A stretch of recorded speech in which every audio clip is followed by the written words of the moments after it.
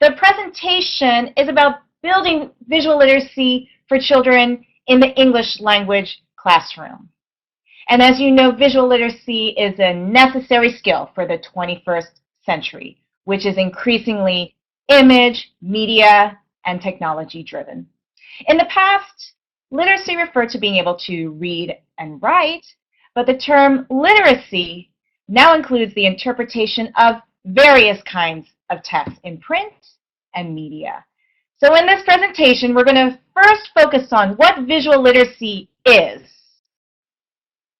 And then we're going to talk about its importance in our children's education. But before we do, let's take a look at the photo here on my introductory slide. And what is happening in this photo, or who do you see in this? Well, as you might have guessed, it is a photo of me. Yes, I see. Is this your family from Wasim? I also see someone, Daniela, saying sharing, family. Ooh, family sharing technology. Very good. So in this photo, it is actually me with my 3 nephews. And what are we doing? Well, the scene could be me holding a storybook and reading to them, as much as it could be me holding an iPhone, which is what I'm doing, and watching a video, which is what we are doing together.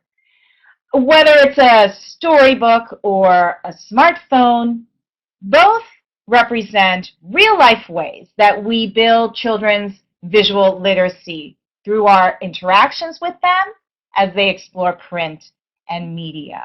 So as we move forward to discuss visual literacy, please keep in mind how our young learners are interacting with visual images in their real lives, and keep in mind our interactions with them, both in and outside of the classroom, to help them build visual literacy. So let's keep that in mind, and keep in mind how important these interactions are as we begin our exploration of visual literacy. So first, let's start by defining visual literacy.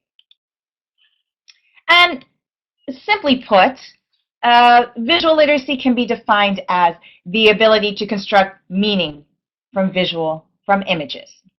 But by images, what do we mean? Let's just share our ideas. What do I mean by images?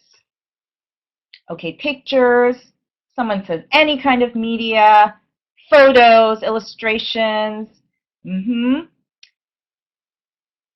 Yes, a lot of pictures, a lot of photos, movies, cards, any kind of visual stimulus, symbols, films, comic strips. Okay, you've totally got it. It is all of these things and more.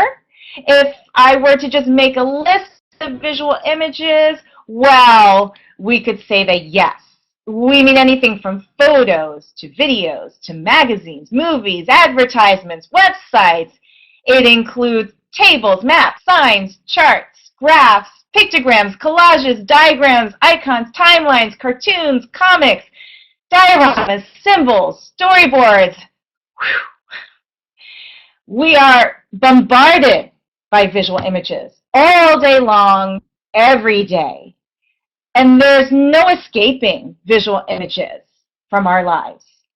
And yet, educators often focus on literacy of text and spend relatively little time on literacy of images.